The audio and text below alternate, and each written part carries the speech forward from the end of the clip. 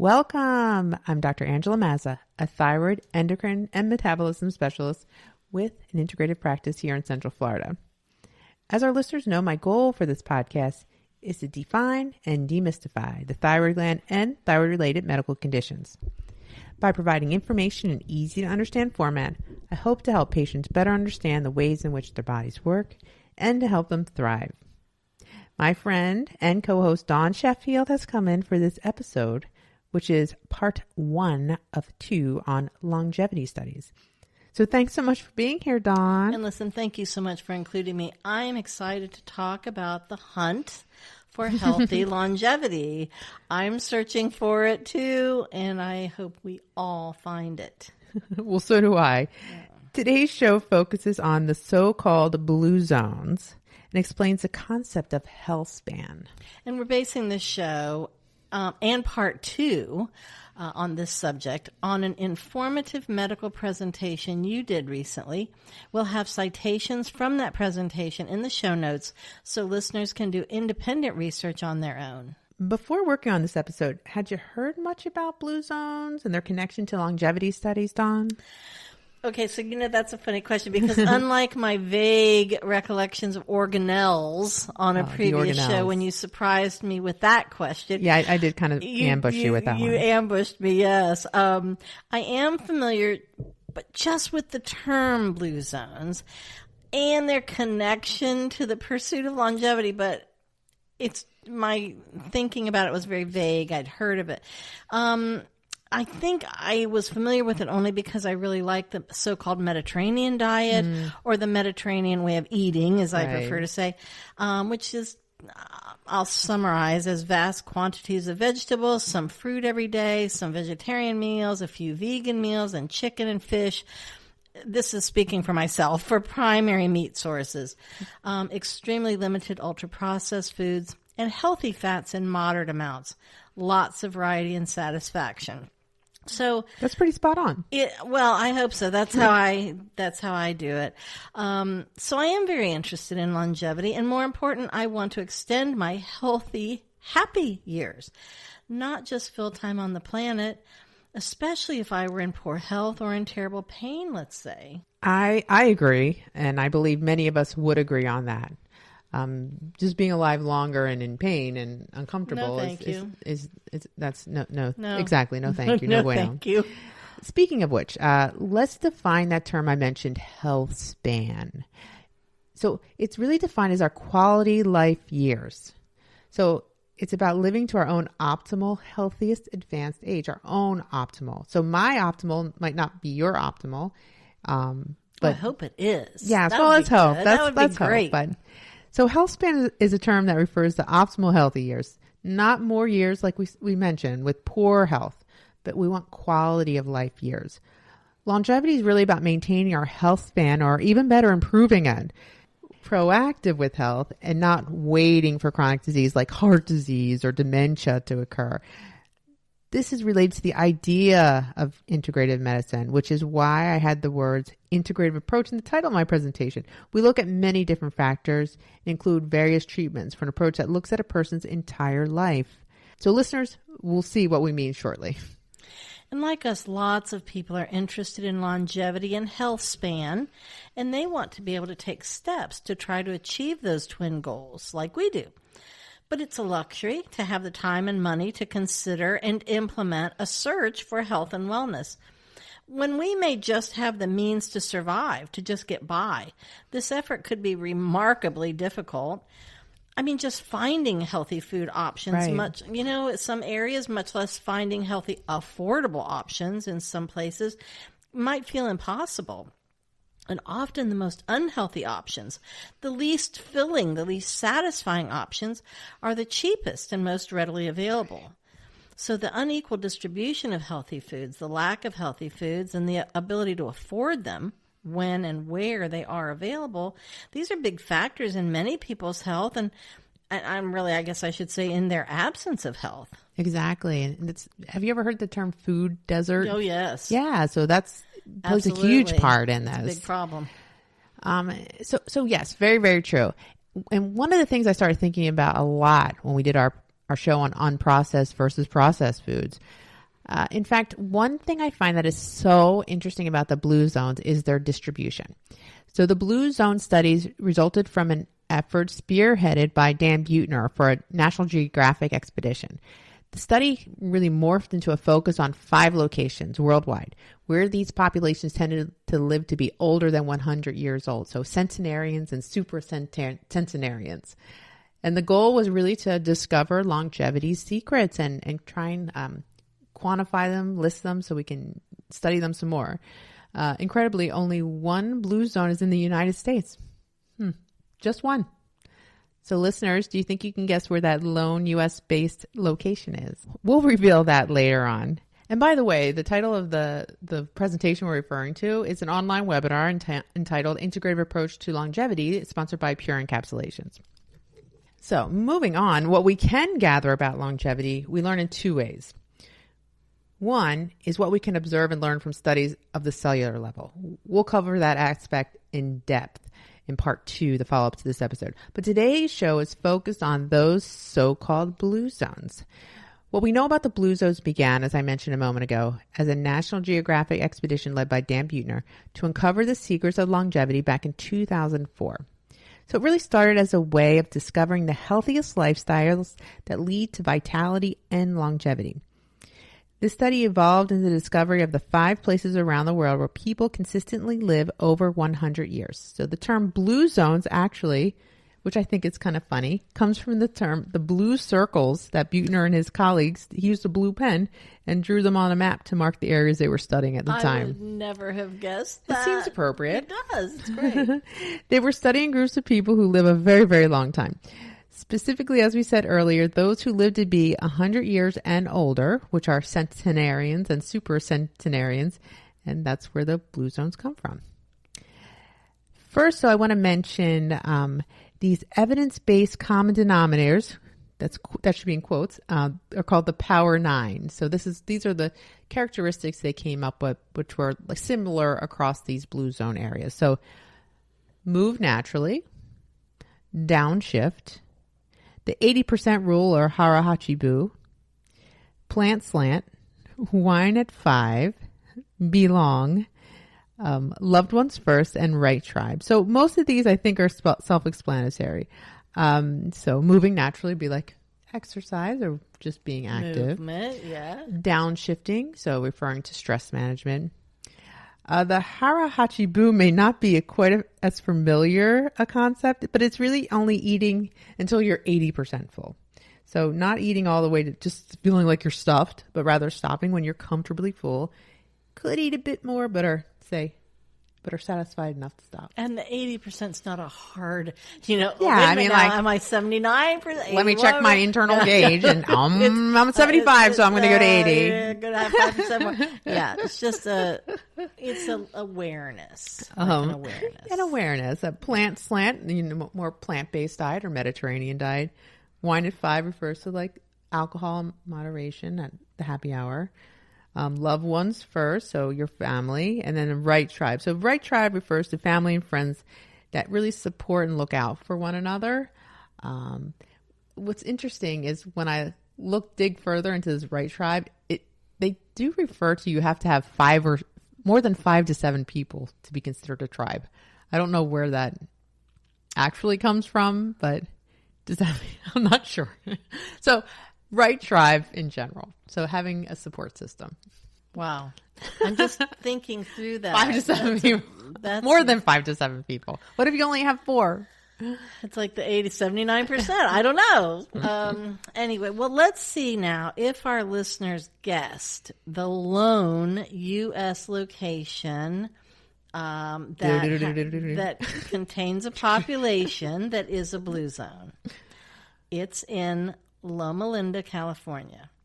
Of course, we'd love to hear from Loma Linda listeners and from listeners in the other countries we're about to reveal in time for our follow-up show. How do you feel about your location and how it contributes to increased health span, if you do indeed feel that way, and even if you don't? What do you love about it? What are your thoughts? I would love to hear from someone from a me blue too. zone. Most certainly. In addition to Loma Linda, California, the other 4 blue zone locations are Nicoya, Costa Rica, Sardinia, Italy, Ikaria, Greece, and Okinawa, Japan. And I think many of us have strong concepts about what longevity is. But what things do not define longevity? And I think that's just as important, actually. I completely agree. It's true that many of us think we know what longevity is. It seems like such a commonplace word. But in reality, longevity does not mean living forever, living to a precise age or X amount of birthdays, never getting old or never looking old. Well, thank goodness for that. Oh, gosh. Yes, yay. That's important because in contrast, what longevity involves aging in a healthy manner and having quality of life despite our age, a life that deeply pleases and fulfills us, and in short, one that offers a solid health span.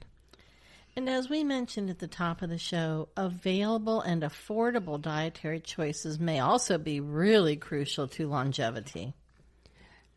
Yeah, nutrition is key. One benefit of the Mediterranean diet that we mentioned earlier, which is derived from really what we consider a unique lifestyle that was found in the Mediterranean and a few other regions, is that it offers measurable, quantifiable decreases in chronic disease like metabolic syndrome, heart disease, obesity, and even cancer.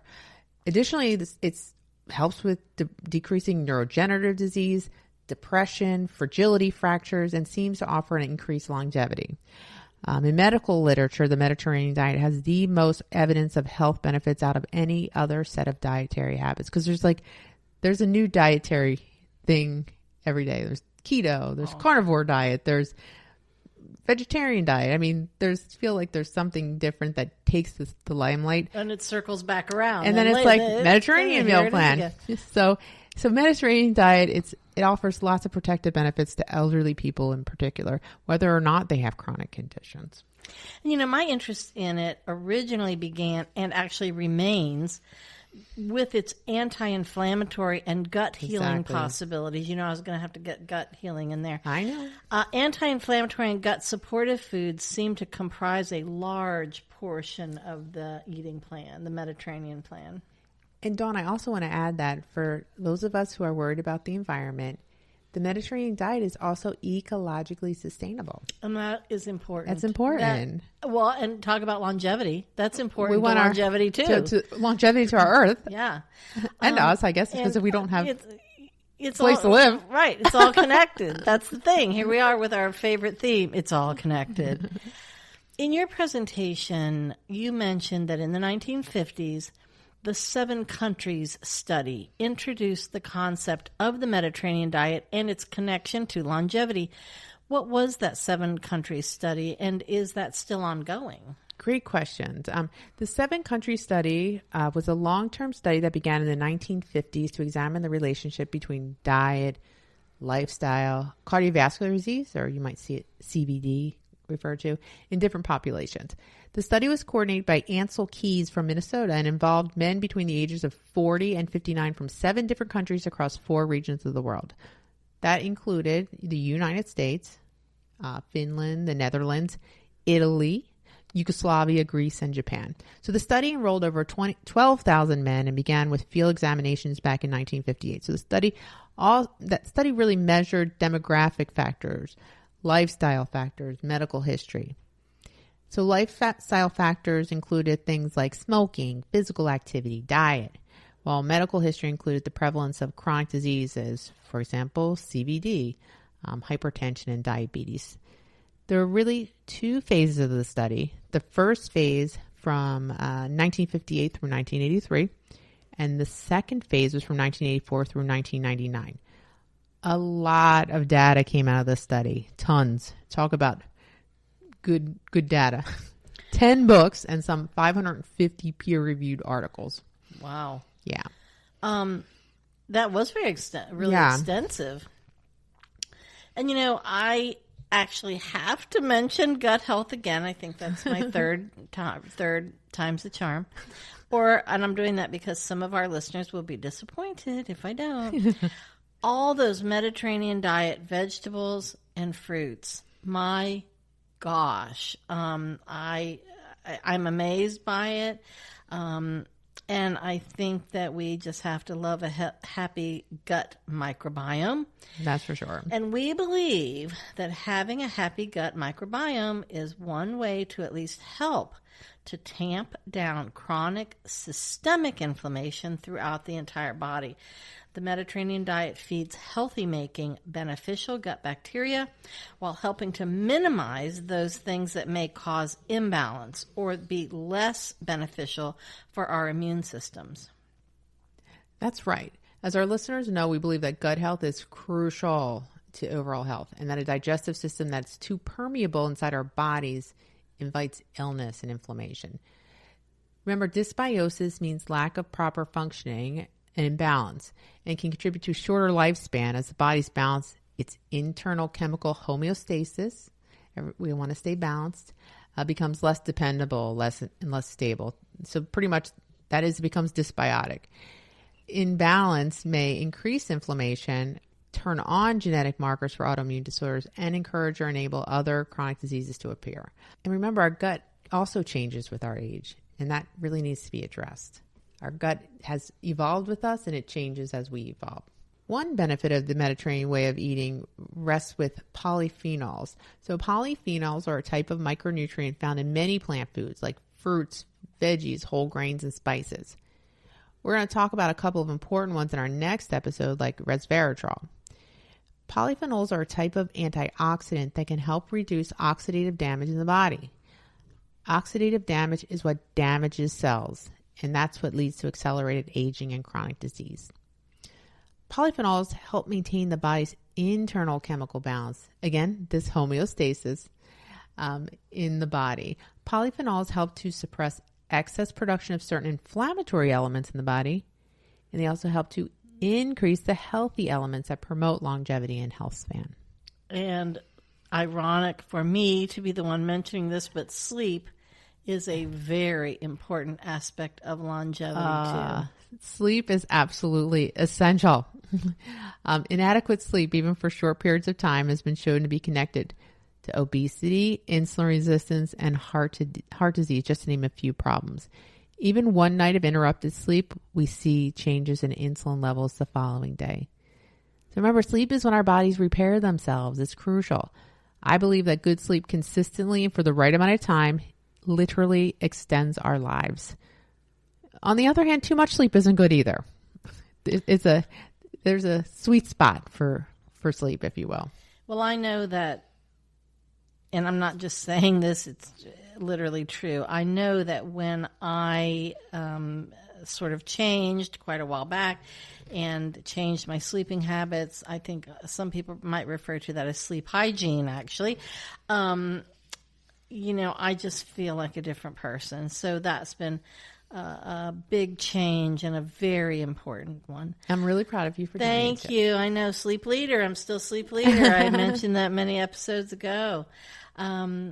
So I saw in your presentation research that we previously mentioned that this episode's based on, that exercise may possibly be the single most important aspect of better longevity. Well, exercise, or if we want to call it moving. Well, it really helps prevent a myriad of chronic illnesses, both mental and physical. It's so important for reducing stress too, which is reason enough to do it. I mean, it's kind of my main stress management. Perhaps surprisingly, too much exercise might reduce the great benefits it provides. We need to find that balance point. Again, another sweet spot. Listeners, for more exercise information, listen to our episode number 12, The Benefits of Exercise. A few benefits I appreciate are, one, the increase in resting metabolic rate that exercise gives me. I need all the help I can get. And that is, I burn more calories at rest when I do aerobic exercise. Just one example might be walking. And anaerobic exercise, for example, strength training, like with weights or bands.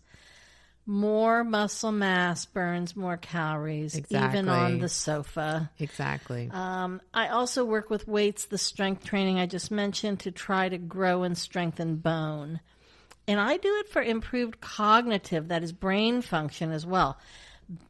I really believe it helps to banish the brain fog, temporarily at least.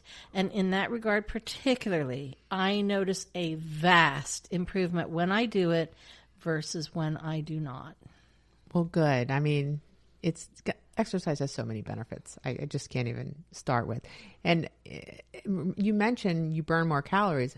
I don't think we talk about this enough, but No. Muscle actually makes its own type of hormones. These are called myokines that actually influence I don't think we've ever insulin talked resistance. about that. that. Would be a good topic to talk about in the future. Would. I'm just making a note right now. This is not even close to a complete list. Our better mood and mental health, less joint pain. Seems counterintuitive, I know, but true. The less you move, the more pain you have. It's harder to do. I have found this out. Yes. I have discovered that. Yes. I know people think, well, it hurts to move. It's going to hurt. It's going to hurt. But sometimes that actually, it's going to hurt temporarily, but it's going to hurt a lot more if you don't move. It decreases the risk of falling. And if you fall, having a fracture or a real bad injury, less body fat and better blood sugar levels. And I think just circling back for a minute to the pain, the fear of the pain, and becoming stiffer in my experience increases the pain. Yep. And so the flexibility, the gain in flexibility is, my personal opinion, is one of the things that's super helpful. And one of the problems too is, when we don't move, we have less muscle mass, more body fat. That's a bad combination. So less muscle and more body fat, not good. And not to mention, well, I actually think you did mention stress management. Chronic stress that is negative is not just a joy killer. It can literally shorten our lives. That is so true. True. Right. Now, remember there's stress that is good stress that is motivational, excites us about a project or organizing a party, let's say, gets us out of bed in the morning with interest and enthusiasm. But that's not the stress we're talking about. It's the chronic, ongoing negative stress and the elevated cortisol levels that lead to decreased ability to enjoy the lifespan that we have. So this is also an example of when Healthspan is deeply and negatively affected. On this topic, I want to mention this book I've read, I refer to a lot. I really like it. I've promoted this on the show before. I feel like I should get some sort of royalties at this point. It's Why Zebras Don't Get Ulcers by Robert M. Sapolsky. I will have it in the show notes. I find it to be so interesting and helpful. We just think about zebras like dancing around, and that's just a happy image. Just the cover is. I know. I just love the cover, and I'm smiling because the cover makes me happy. But if you think about it, zebras, they're out there doing zebra things, and if a lion comes along, and they either make it or they don't make it, but they don't live long enough to develop ulcers to worry about it. And they're not stressed long enough to worry about it. They survived the lion, and now they move along. Exactly. And now, look, here's some water. Yes. Oh. Right. There's a butterfly. I don't know. There's a butterfly. Because, chronic stress can contribute to a disorder called HPA dysfunction. That's hypothalamic pituitary adrenal dysfunction. HPA dysfunction can lead to chronic inflammation and chronic illnesses like heart disease and shortened lifespan. The wrong sort of stress really is a killer, but exercise in appropriate amounts is one option to try and mitigate its negative effects. So could kind of have like a twofer with them. But again, too much exercise can cause additional problems. I've seen it. It's too much is too much. I'm not in any danger of too much. Moderation. In fact, for a bit more on that, refer to our show with Dr. Eric Kazansky on episode 29. That's a really good show. That was a good one. I really liked that one. In your presentation, you said that when measured by certain tests and various types of measurements, the accumulated effect of negative stresses in seniors can be directly linked to the absence of good health and to decreased physical ability. That's absolutely correct. These tests and measurements may be referred to as biomarkers, and the testing was pretty extensive in these studies. Interestingly, allostasis, this is kind of a new word we haven't talked about before. Allostasis is a word that represents how our bodies respond to stress with the goal of regaining homeostasis or balance, our internal balance. And allostatic load is the accumulated impact of chronic stress on our mental and physical health, the wear and tear, if you will. And maybe it's suggested that allostatic load might be a better term to refer to chronic ongoing environmental stressors or stressors we're experiencing. But allostatic load is big. Hormones, too, of course, play a vast role in our health span, and I'm going to refer listeners to our show on hormone health with Dr. Felice Gersh, one of my all-time favorite, it will always be, one of my all-time favorite episodes. She was amazing, so inspirational, and really life-changing. I've referred some friends to this episode, and they were very happy that I did. So that's episode 28. It's ostensibly about PCOS and menopause. But what a master class she gave on the crucial importance of hormones and really the larger picture of health in general, really just living in a health-giving sort of way. Just fantastic. And regarding hormones, I found a huge positive in your presentation where you said that being hypothyroid, that is having an underactive thyroid gland as I do, might help me live longer. And why might that be? Well, this is obviously a huge topic in and of itself. But basically, when we were looking at these studies on older persons without any known thyroid issues, that maybe having a slightly elevated TSH might be beneficial. We'll talk about that a bit more. But in brief, we know that hormones like the thyroid are so very important. Obviously, the subject of our podcast. Thyroid hormones are responsible for growth, our metabolism rate, and energy expenditure. They also help in maintaining our cognition, bone, and cardiovascular health. Experimental evidence suggests that a slightly hypothyroid state, as we get older, may favor longevity by reducing metabolism rate. Oxidative stress goes hand in hand with inflammation, and then that in turn results in cellular aging. Data from human studies involving healthy subjects and centenarians seem to confirm this. But thyroid changes observed in older patients affected by chronic diseases. So they have other things going on. It's tough to delineate what's actually a beneficial TSH that might be slightly hypothyroid versus chronic diseases that are causing that. So this is kind of an ongoing thing that we're looking into because it can't always be interpreted as a protective adaptive mechanism. So we just need more studies on this.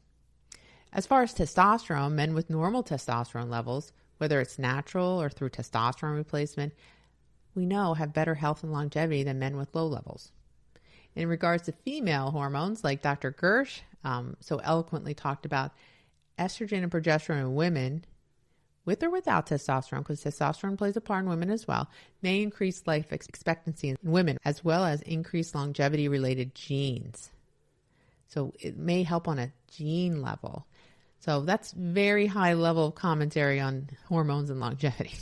One reason, just as an aside, that I found Dr. Gersh in that episode so enlightening is that she really explains, I think, very eloquently, as you said, one of the fears that women have about hormone replacement. And she just explains how crucial they are and a whole side to that subject that I think women in particular really never hear. Right. That was just amazing. So again, I just really hope people will listen to that episode. I felt it was life-changing.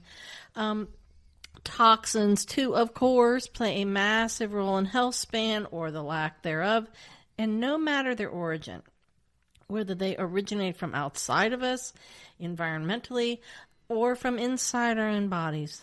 Toxins contribute massively to damaging our cells in many, many ways that cause aging. Our bodies have to release toxins through our gut, lungs, skin, kidneys, liver.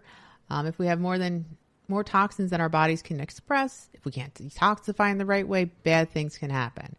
And toxic overload can hurt our DNA, can cause chronic inflammation, damage our mitochondria, which are the powerhouse of our cells, and cause leaky gut. Back to leaky gut. That is, it can compromise our intestinal integrity, which is crucial to our immune system. But detoxing regularly can help to preserve our health. So detox daily. Perspiring, that is, Sweating is one of my favorite and number one recommended ways to detox. It's the best way to rid our bodies of toxins. And drinking plenty of water, of course, especially that water. Another aspect of your presentation that we keep referring to that did not surprise me is the extreme importance of having a solid group of people and connections to interact with the tribe, as you mentioned, and not just to interact with infrequently, but frequently. It's having things to look forward to do with people we like, or animals, as the case may be, maybe cats. We both love cats and dogs, all of the animals, really. People tell me that as they age, I've had friends tell me that as they age, it becomes harder to make friends and harder to socialize regularly. And as I age, I better understand how easily and quickly social isolation can happen. That's so true. And I talk about it with my patients every single visit. As you and I have discussed, some of the many ways it happens are physical pain and other limitations. So say a loved one dies or a family moves away. Maybe you're a caregiver in a home for an ill relative. If you can't leave your house or you feel you can't socialize for any reason, without intervention, without employing some fixes for that, your world can get way too small very, very fast. And unresolved, maybe even unrecognized mental health issues or problems too. For example, depression and anxiety can result from physical pain, but also just from isolation, feeding into not exercising, not sleeping, not getting sunshine, vitamin D, and not seeing other people. And it's a dead end, literally, of Right. systemic chronic inflammation, and many other factors that promote disability, dysfunction, and a severely curtailed health span. All of these factors are connected, as I mentioned earlier. This is why an integrative approach is essential to health. And you know from us talking that I feel strongly about extended social isolation and the importance of overcoming it. I've seen people I know suffer from it in myriad ways. I've suffered from it myself, actually, periodically. I've seen just how vastly debilitating extended isolation can be, both mentally and physically. And if we don't say anything else in this episode that sparks a change, I hope this one thing does. I hope that folks affected by this serious problem get help, both in recognizing it, and it's very slippery, both in recognizing it and in solving it. Very true, yes. It's important to note that depression doesn't always present in obvious ways.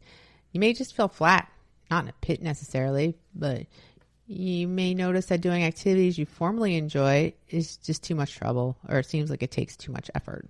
Feeling better may mean asking for help, which I know can be really hard. It may mean researching some ways to better your situation, making some small changes as a start, finding local resources, getting advice, and then implementing some changes. Getting appropriate health care for mind and body is crucial. Fighting isolation may be as simple as bringing folks in instead of going out, if going out is too hard. So ask a friend to arrange something simple and offer your home as a location. I have to just interject that we sometimes think, well, this is about me and I shouldn't ask for this help. I don't want to bother them. We don't often think maybe they would like to be bothered because this gives them a purpose Something too. to do. Yeah, it goes both ways. It gives them a reason. That's their reason for getting up. So there's lots of other examples. But in fact, being lonely can increase chronic inflammation as much as not exercising and being inactive. Worse, what may be really shocking to listeners is that social isolation may be as damaging or even more damaging than diabetes. We have studies that support this and its devastating effect on our bodies and thus on our lives. Loneliness doesn't just make us sad. It can kill us or at best make us not enjoy the lives that we have. A book I would love to recommend on the subject, this is my last book recommendation, by the way. For today. Not that I read a whole lot or anything, but right. Mm-hmm. It's called Ikigai, the Japanese secret to a long and happy life, rather. So Ikigai, it's spelled Ikigai. So in fact, Ikigai means happy being busy. So we do have this in the show notes as well. I've long believed, and by the way, I should just add, I am both reading a physical copy of it and listening to I'm really enjoying it. I'm listening to it, the recording of it, and also reading it kind of weirdly. If I can't be doing one, I'm doing the other. So I've long believed that not having a defined reason to live, having no definite purpose, and nothing to accomplish that's really meaningful when we wake up is deadly for brain and body. I've said for many years that it is crucial for every one of us to have someone who depends on us to show up somewhere, to do something. I don't even think it really matters, but to do something that we find deeply fulfilling, something that we feel great joy or great satisfaction in doing.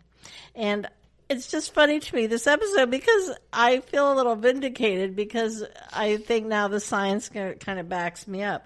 So I'd like everybody to see the show notes for more information on this, and the citations will be there. Well, it's always nice when science backs up what you believe already, right? I really like it. Mm-hmm. There's really countless things we can do, even with limitations of our own, that would maybe open some doors for you. It's all about having a purpose.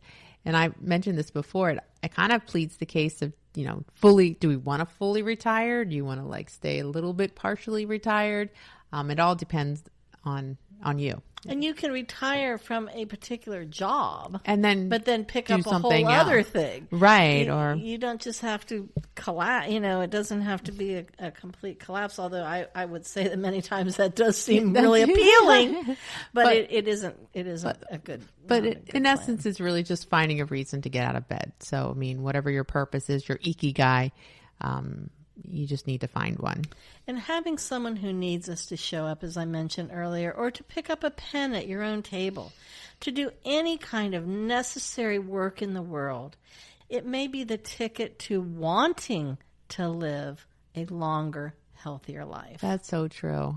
All these things can help us translate into that. And that's what we're seeking out. Long, happy health span. So there's lots of things that kind of combine. Many. They're all kind of interweaved. So listeners, I wanted to create this podcast to provide life-saving education and to encourage folks to see a doctor in time to prevent or minimize damage. That is deeply fulfilling. I enjoy helping folks understand how all aspects of their lives are tied to both thyroid and overall health. As always, my goal is to help us live more fulfilling lives by taking control of our health and thus feel our best. In fact, that's why I went into endocrinology. It's a medical art that combines science with the study of our lives and all that they encompass.